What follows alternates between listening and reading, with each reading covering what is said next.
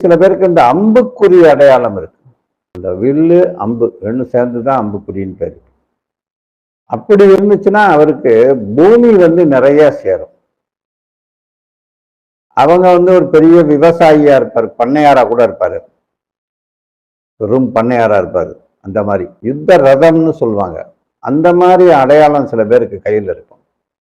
அப்படி இருந்துச்சுன்னா அந்த நபர் பெரிய அரசனை மாதிரி தான் வாழ்வார். இன்னைக்கு காலத்துல எடுத்துக்கிட்டோம்னா ஒரு பெரிய முதலாளியா இருப்பாரு. அவருக்கு கீழே ஒரு 100 அடியாள் இருப்பாங்க. சொன்னா அப்படி ஏவலை சொல்லி கேட்கறதுக்கு ஆள் நிறைய இருக்கும். ஆள் அம்பு படையோட இருப்பாரு. ஒருத்தர் கையில வட்டம் கொடை ரெண்டுமே இருந்தா அவர் சக்கரவர்த்தி ஆவாரு.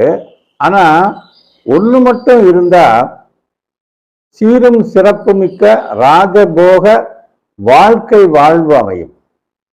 பொதுவா ராஜயோகம்னு எடுத்துக்கிட்டா சூரிய மேட்டுல இருக்கிறது, அல்லது சூரிய ரேகையில இருக்கிறது, சூரிய தனரேகையில் இருக்கிறது. இந்த மாதிரி இந்த ரேகைகள் அடையாளங்கள், இது என்ன ரேகை, இது என்ன ரேகை அப்படின்றதெல்லாம் என்னோட ஷார்ட்ஸ்ல போய் பாருங்க. என்னோட சேனல்ல உங்களுக்கு தெளிவா ஸ்டார்டிங்ல இருந்து பிகினிங்ல இருந்து போட்டிருக்கேன்.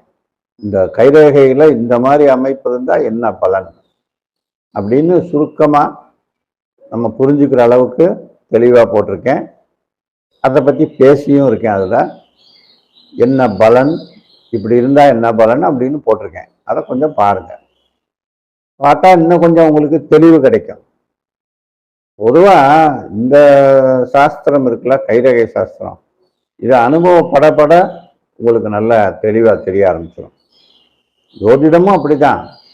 அதாவது நம்ம முன்னோர்கள் சொல்லியிருக்காங்கல்ல, சித்திரமும் கைப்பழக்கம் செந்தமிழும் நாப்பழக்கம் இருக்காங்கல்ல, அந்த மாதிரி எதுவுமே பேச பேச தமிழ் நல்லா வந்துடும் மொழி. அது மாதிரி வரைய வரைய ஓவியம் நல்லா வந்துடுவாங்கல்ல.